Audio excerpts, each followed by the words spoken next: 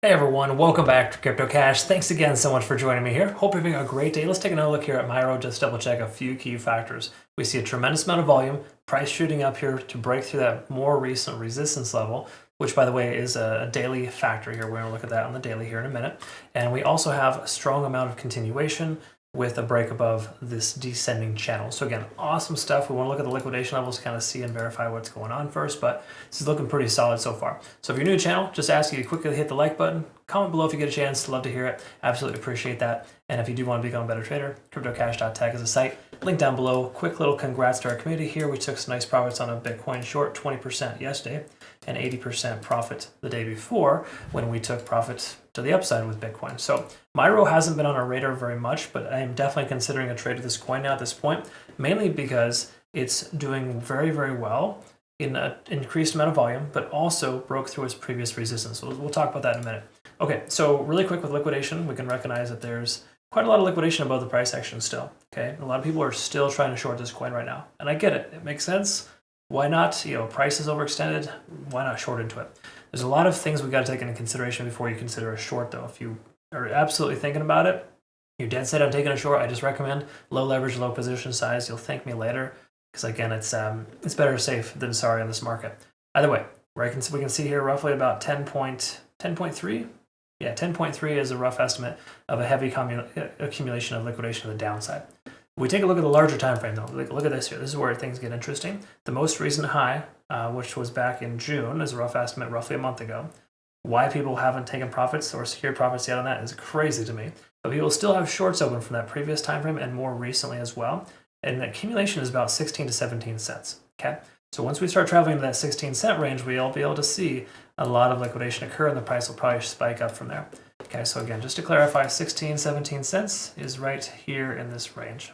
And that's roughly where the moving averages are there too for the daily. So again, this is interesting the way things are forming. Let's go ahead and double check some important factors in the daily and kind of work our way down. So when we look at liquidation, we recognize there's more incentive for the price to go up than down.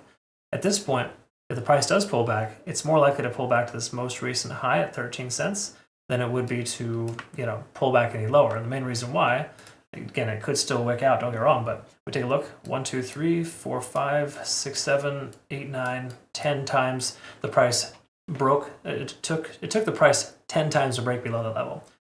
We've seen it break above this level in just the one attempt. Now that's very unusual, very uncommon. Generally speaking, you're going to see the price come up like this, cup and handle out, and then continue higher. Or perhaps just reject initially, consolidate, and continue. At this point, though, we broke through that soundly, and it doesn't look like it wants to pull back at all. Okay, so I would say a best case scenario for us right now is to get in around 13 cents. Okay, that's a better case scenario. So hypothetically, I would be looking for a long in that range. I don't think it's going to happen. We can even see a bullish backtest here of that horizontal trend line there, and the bounce continued. So very, very cool. Congrats to anyone who took some nice profit, or more importantly, rather, who took a nice position and is in profit right now. It doesn't look like you want to secure profits yet. Let me explain why. 4-hour time frame, we're still over 70 in the RSI. Anytime you're over 70, it implies the price will continue to run, and it's generally unfavorable to consider selling. Okay? So basically, you just want to wait, pump the brakes, and the price action is still more likely to increase than decrease. The reason why, too, we're above all 4 moving averages. We haven't seen this in a long time from this coin. Last time we were above all moving averages was back here in, once again, the month of May. Okay, so it's been a while. So at this point here, we can see a lot of continuation, a lot of potential here. 4-hour time frame looks amazing. Daily looks pretty good. I wouldn't say it's phenomenal, but it's definitely looking good. And then the hourly here is probably going to confirm that we are still looking to hold our position open, which it is. Okay, so lagging spans free and clear, conversion lines over the baseline, all set, good to go. In fact, before we forget, let's go ahead and set some fib levels here. My guess is the fib levels, and this happens all the time, is that the fib levels will accumulate at most recent points of control. That almost exact science there. 0.236 fib level for the win, that 14-cent range. So what this basically just implies for us is now that we're above that level, hypothetically we close above that level today, that's either A, the new low, or just more importantly, we've broken through that key level and we are more likely than not going to see the price action continue higher. So to get in between 13 and 14 cents would basically be an optimal situation, because even if the price does pull back, we'll probably see some consolidation before the next leg up. Because again, we saw this nice large liquidity sweep here of this lower price action, and now that that's all been swept, there's a lot of liquidation on the upside that still needs to be hit. So I think there's more propensity for the price action for Myro to go up than down.